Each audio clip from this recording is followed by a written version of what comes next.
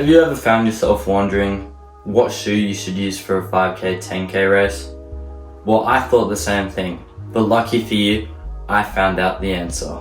It's funny because here's the shoe, but you can't see it because I put the blur on it.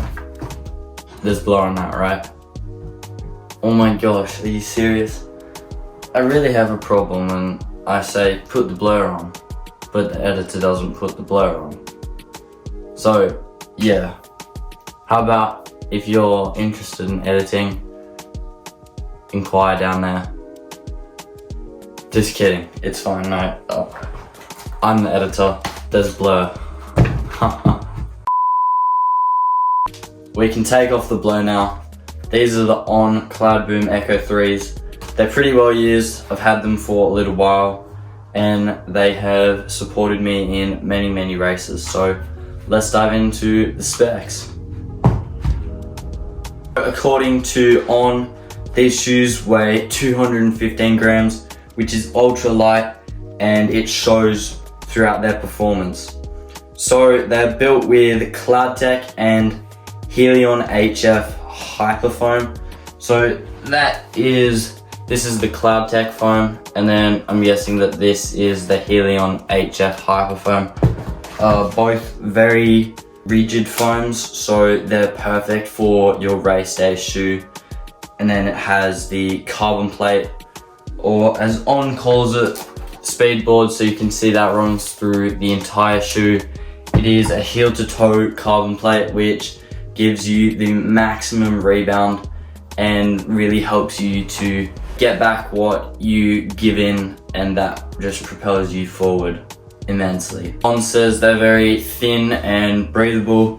I completely agree with them. This mesh is super thin, so when you shine a torch through it, you can actually see which bits are thinner. So you've got that compared to like that. These shoes have a heel stack of 37 mils and a 4-foot stack height of 28 millimeters. So that brings the drop to a 9 mil drop. So the drop is from this stack down to this stack. So you get a drop of 9 mil, which is fantastic for that propelling off the ground.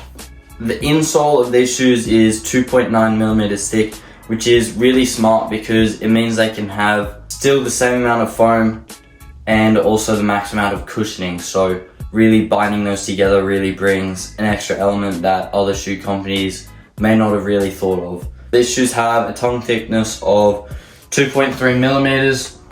So the tongue has a nice bit of padding on there, making sure that you do not get any rubbing from the laces. Size and fit.